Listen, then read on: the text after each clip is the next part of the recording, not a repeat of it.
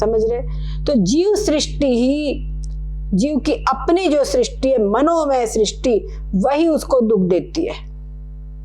ये यहाँ पर निष्कर्ष रूप से समझ में आ गया। बहुत से ऐसे उदाहरण आप देख लेंगे। अगर बाहर में पता चला एक रेल एक्सीडेंट हो गया है, क्या समझे, पेपर में समाचार आ गया, सोशल मीडिया से सुन लिया, एक ट्रेन का भयंकर एक्सीडेंट हो गया है, तो सबके लिए वो घटना है, सबके लिए वो घटना है। परंतु कुछ लोग ऐसे होंगे जिनके कोई सगे संबंधी, पुत्र आदि उस ट्रेन में यात्रा कर रहे हैं, जिनके परिवारजन वहां पर ट्रेन में यात्रा कर रहे हैं, वहां उन लोगों के ऊपर देखो क्या बीतती है। समझ गए ना? उन लोगों के लिए भयंकर कष्ट हो जाएगा उनको।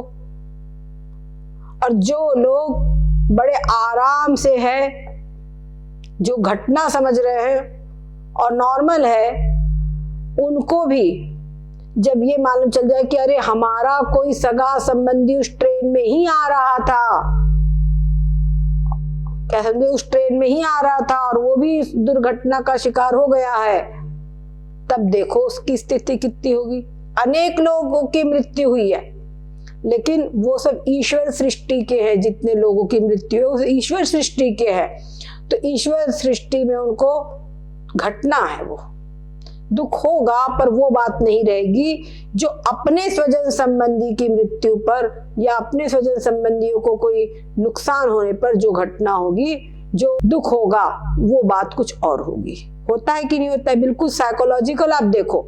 तो यही बात यहाँ पे समझा रहे हैं कि ऐसा होने के कारण इस बात से ये सिद्ध होता है कि जीव को उसकी जो मनोमय सृष्टि है, जो उसका मनोमय द्वैत है, वही उसके बंधन का कारण होता है।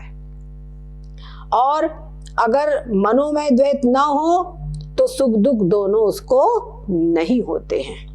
ये बात अन्वय व्यतिरेक से इस प्रकार से समझा दिया कि जहां जहां पर भी अपनापन है, अपनी जीव की सृष्टि, जीव की आत्मीयता है, वहां उसको सुख दुख होगा, और अन्य में ईश्वर सृष्टि का चाहे जो कुछ हो, उसका कोई भी नुकसान, कोई भी उसको सुख दुख नहीं।